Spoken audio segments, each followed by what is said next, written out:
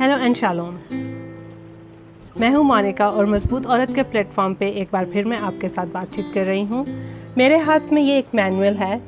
ये एक कैमरे की जो फ्लैश लाइट होती है उसका मैनुअल है, जिसमें डिफरेंट ज़बानों में इंस्ट्रक्शन लिखी हुई हैं कि आप उसको कैसे यूज़ कर सकते हैं और कैसे उसको बेहतर तरह से बगैर डैमेज किए, कोई नुकसान पहुंचाए, आप उसको इस्तेमाल कर सकते हैं और ज़्यादा अच्छे रिज़ल्ट्स आपको मिल सकते हैं। इस तरह से हमारे घर में कई चीज़ें आती हैं जिनके ऊपर डिफरेंट ज़बानों में इंस्ट्रक्शंस लिखी होती हैं और वो हमें हेल्प करती हैं उन चीज़ों को इस्तेमाल करने में। मैंने कहीं पढ़ा था कि ज़िंदगी जो है वो बगैर किसी मैनुअल के आती है। हम जीते जाते हैं और हम अपनी ज़िंदगी के तजर्बों से सीखते हैं और हम इस तरह से बेहतर इंसान बनते हैं, जो कि किसी हद तक सच भी है।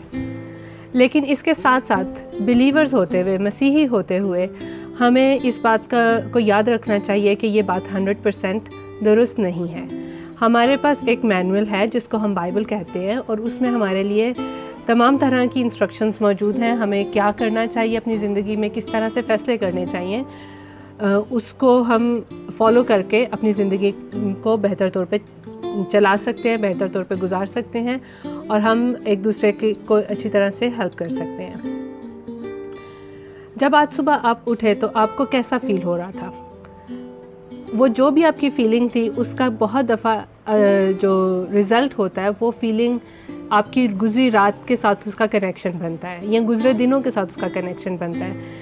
अगर आप स्ट्रेसफुल सोए, अगर आपने कोई ड्रोनी फिल्म देख ली सोने से पहले, या आपने कोई अच्छी किताब पढ़ ली सोने से पहले, या आप किसी अच्छे लोगों के साथ, कोई अच्छे लोगों के साथ बातचीत कर रहे थे रात को सोने से पहले, उसका इफेक्ट आपके अगले दिन के मूड पे होता है। हमारी बातचीत, हमारा सुनना और हमारा बोलना हमारी ज़िंदगी को बहुत इफ़ेक्ट करता है। जैसा कि मैंने अपनी पिछली वीडियो में रेफरेंस दिया था जेम्स के लेटर का, जेम्स के ख़त का, याकूब के ख़त का, कि अगर आप इस ख़त को पढ़ेंगे तो आपको बहुत मज़ा आएगा।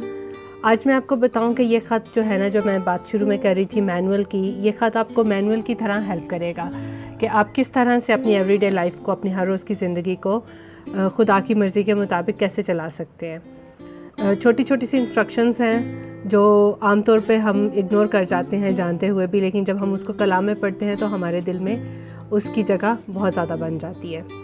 तो मैं आपके साथ शेयर करूंगी याकूब का ख़त, पहला बाब 19 और 20 आयत। इसमें लिखा है, ऐ मेरे प्यारे भाइयों और बहनों, याद रखो, आमादा रहो, बोलने से ज़्यादा सुना करो, बहुत जल्द गुस्से में मत आओ।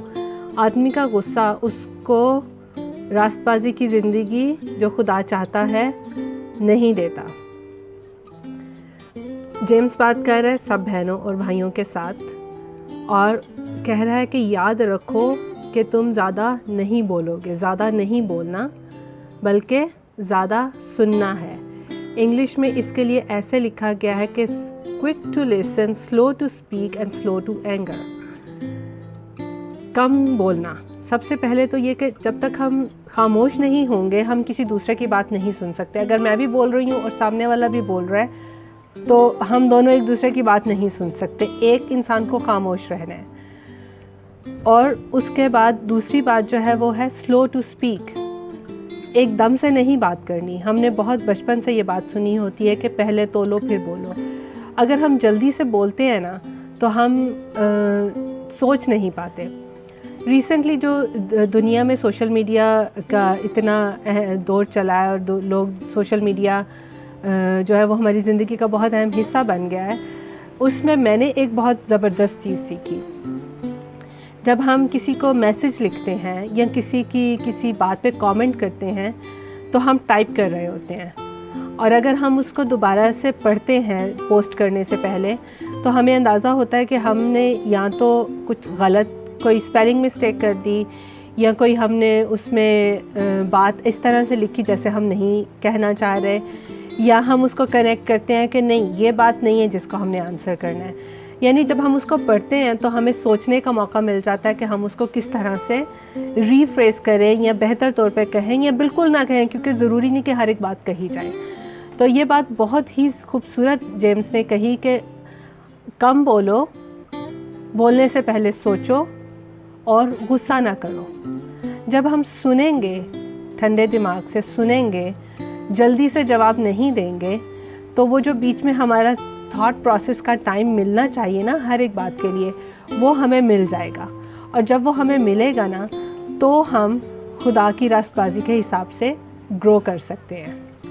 ये बात बहुत छोटी हमें मालूम होती है, लेकिन फिर भी हम इसको इग्नोर कर जाते हैं क्योंकि हमने कलाम पढ़ा नहीं होता, हमें ये याद ही नहीं होता कि ये बात कलाम है। और जब हमने कलाम नहीं पढ़ा होता तो हम दुनिया की बातों के हिसाब से डिसीजंस लेते हैं, क्योंकि जो दुनिया हमें सिखाती है, जो सोसाइटी सिखाती है, वो तो सिखाती है कि कोई हमें बात नहीं कर सकता, हमने किसी की बात बर्दाश्त नहीं करनी, किसी की हिम्मत कैसे हुई हमें कुछ गलत कहने की।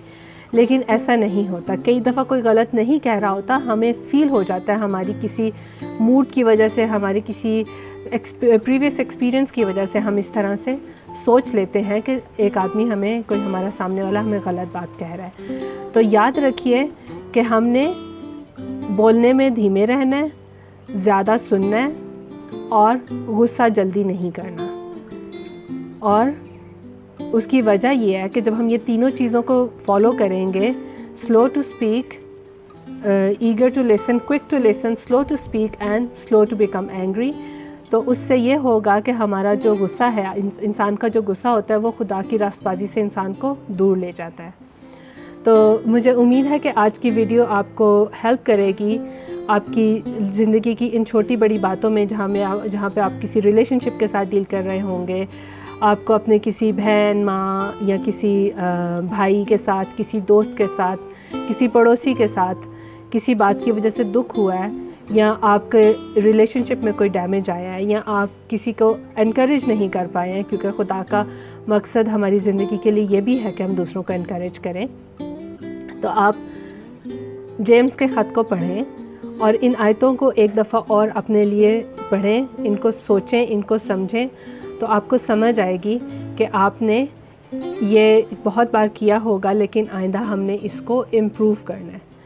मैं जानती हूँ हम किसी भी रिलेशन में, ख़ास तौर पर जब मैं, क्योंकि मेरा रिसेंट एक्सपीरियंस पेरेंट्स होने का है, तो एज अ पेरेंट मैं बहुत बार जो है अपने बच्चों की बात सुनने से पहले उनको गुस्सा कर देती हूँ, जो कि उनकी पर्सनालिटी के लिए अच्छा नहीं है। लेकिन जब मैंने ये वर्सेस पढ़े तो मुझे समझ आई कि खुदा हमसे चाहता है, हम अपनी दुनियावी सोच समझ के हिसाब से अपनी रिएक्शंस चूज़ करते हैं, लेकिन खुदा हमें चाहता है कि हम धीमा बोलें, कम बोलें, ज़्यादा सुने और गुस्सा करने में स्लो रहें। हमें गुस्सा करने की ज़रूरत बहुत बार होती ही नहीं, और गुस्सा जो है वो हमें खुदा की रास्तबाजी से दूर ले जाता है। मुझे उम्मीद है कि आज की वीडियो आपको इनकरेज करेगी। मेरी दुआ है कि खुदा हम सबको अपनी रास्तबाजी की भूख और प्यास अता फरमाए। अपना ख्याल रखिएगा।